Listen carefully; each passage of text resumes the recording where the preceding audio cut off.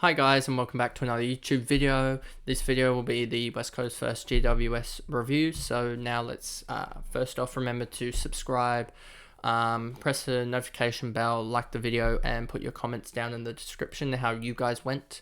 And now let's get into the video. So first off, Waterman top scored for West Coast as they won this game in the end. Yeah. 100-81. Waterman top scored. I don't expect him to do much like that again, but I probably should look at the heat maps and see what he did, as he could be an option to help me get out of Bruin, but that I still have a day or two to process, get logical trade targets. I already have my trade out concerned guys that I'm going to look through. Kelly, I thought he was really noticeable, and even though I didn't really watch this game too much, but I thought he was really noticeable in the first half. And then you got Hunt here, who really came alive in the second half and did well to get to 86. Hearn did well in the first and fourth quarter, but outside of that, when they weren't kicking it around the back, I don't think he had much use. Ryan's been surprising this year, to be honest. I didn't think he, as a small forward, be that type of guy to... He's got what now, a 95 and an 84. I think he'll return back to the type of numbers we've seen out of Papley, around that 70 mark average. But I think we're just waiting for a bad game out of him, so I wouldn't necessarily select him. You got Jones here, good second and third quarter, but outside of that, didn't do much, and I don't think he's I didn't notice him too much, and I don't think he has the role. Gaff's been surprising this year, to be honest. A 78 again, so just... He's not picking up the role that I thought he'd get, and not really doing much. McGovern, off that halfback, is doing a little bit better than I thought he would, but I'm just waiting for West Coast to have a bad game, to be honest. Darling, again, did all right as a key forward, though. You don't want to have him in your side. Cripps and Sheeds sort of came alive have very similar spreads here, came alive in the second. So sort of saved their score. I'm guessing this will be... No, Jimby was different.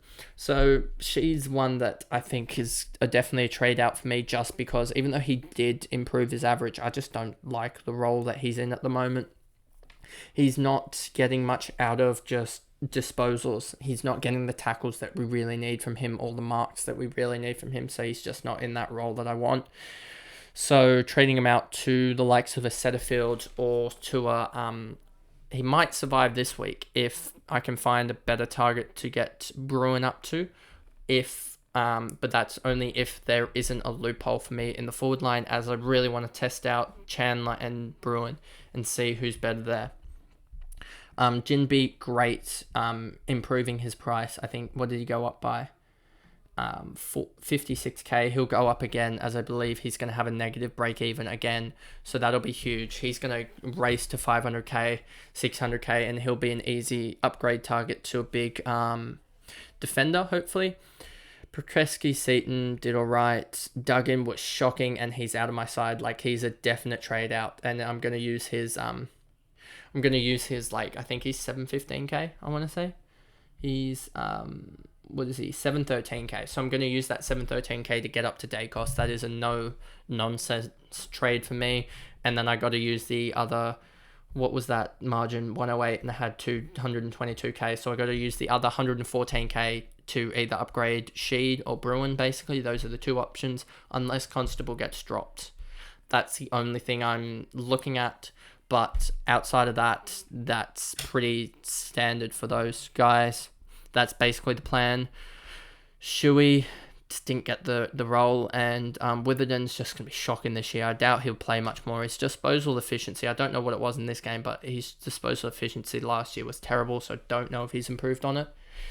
Allen, Williams, Cole, I think Long or Chesser, one of those guys get dropped. I don't know what they're doing with Chesser. He should be off the halfback role, but it just seems like he's being used almost as a ball-winning player, and he's just not. You can see by his frame that he's not. So another mess up by the coach, it seems like. And Elijah Hewitt, we'll see his price drop massively. Let's see what it actually is at.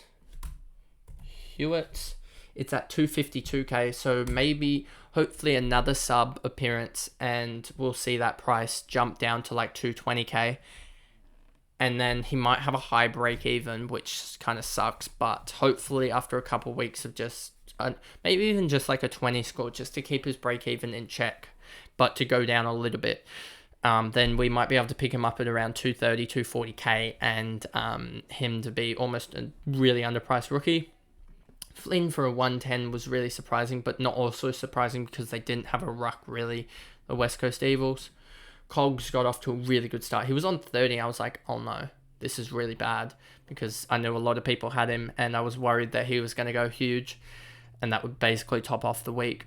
Hogan did really well in the first 3 quarters and then didn't do much in the last. Tom Green sort of had an off game, but, you know, with everyone owning him, doesn't really matter.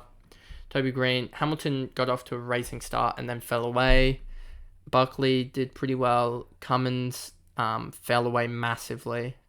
And it just sort of sucks because I think Cummins might be the type of guy that we can pick up for like 700k once things turn around and we see him with Whitfield and Kelly back into the midfield and see how that dynamic works. We might be able to pick him up for 700k as a like a fringe top 10 defender and see how he goes.